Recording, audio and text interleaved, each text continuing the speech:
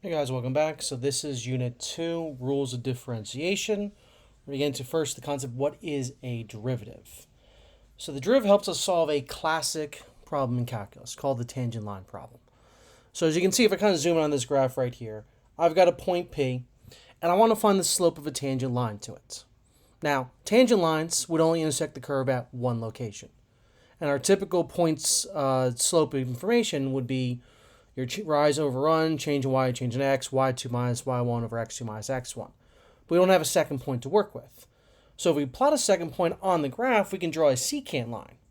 And that's what they're doing there in blue. And obviously, the closer we get to that point P, and that's what they're showing here, all those secant lines, Q is moving closer and closer to P, you're getting a better and better approximation. So the idea of a slope of a secant line is just simply f of c plus delta x minus f of c over delta x. Delta x represents the change in the x value from where we're going to point P to point C, and point Q, sorry. And then the c is just simply the x location at point P. Now, if we change that delta x to h, just to make algebra a little bit easier to write out, it's the same thing. And now if we talk about the limit as this h approaches 0, we're now talking about the slope of a tangent line then. Because if the h approaches 0, that delta x gets closer and closer until it's pretty much right on top of it. We have a tangent line now because we only have one point intersecting the curve. So the slope of our tangent line is now the limit as h approaches 0, f of x plus h minus f of x all over h, which is a more powerful and useful term in calculus called the derivative. So the derivative of a function, f prime of x, is the limit as h approaches 0 of f of x plus h minus f of x all over h. The f prime is your common notation for your function, so if it's like g of x, it's g prime, h of x, it's h prime, and so on. Depending upon the problem we're talking about, you might use dy dx when we talk about the implicit equations rather than a function notation. We also could see y prime used whenever you see y's in the problem. I like using that myself because it's easier to write than f prime if it's not a function, or dy dx is more going on. You need to be very careful with that because that looks a lot like y to the first power, and you don't want to confuse the two. So for right now, we're going to only be using our limit definition to find these derivatives. And there are better ways of doing this. But the better ways are implying different rules that we'll be discussing throughout this unit and Unit 3, as well as plenty of future units. The limit definition is important, though, to always recognize how we're getting these derivatives, and they're essentially where these rules are coming from. Depending upon future classes, you might have to exclusively use your limit definition to solve these problems instead. So the idea is we need to find f of x plus h for each problem. So we're substituting x plus h in for x, distributing, and there's our f of x plus h.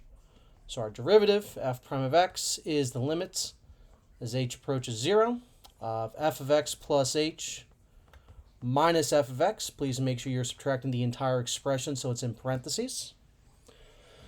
You will find that all the non-h terms in the numerator will cancel each other. 5x minus 5x's cancel. Negative 1 minus a negative 1 cancels.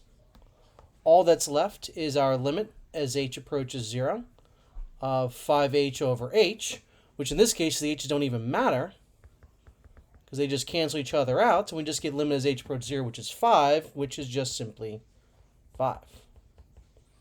So the derivative of the linear function 5x minus 1 is just simply 5. That is something that we will discuss in the next section there. The idea of the derivative of any constant term will always just be, with the variable, that linear term there, will just be the constant term in front of the variable. So 5x becomes 5, 7x becomes 7, and so on.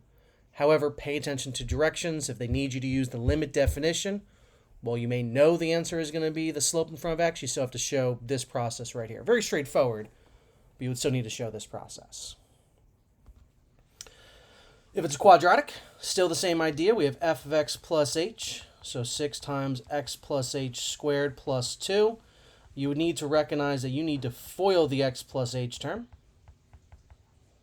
So we would have x squared plus xh plus xh plus h squared. So it's always going to come out to be x squared plus 2xh plus h squared. So you can kind of like skip right to that. We know you can be squaring out the x plus h expression. Distributing to 6, we get 6x squared plus 12xh plus 6h squared plus 2. So that's just our notation to find f of x plus h. We now need to go through our f prime. So our derivative is the limit as h approaches 0 of, well, it's going to be f of x plus h, 6x squared plus 12xh plus 6h squared plus 2 minus 6x squared plus 2 all over h. Where again, like with before, the non-h terms cancel. 6x squared minus 6x squared, 2 minus 2. All we're left is the limit as h approaches 0 of 12xh plus 6h squared all over h, where once again now, since there's only h terms left up top, they will cancel and reduce with the bottom, giving us limit as h approaches 0 of 12x plus 6h.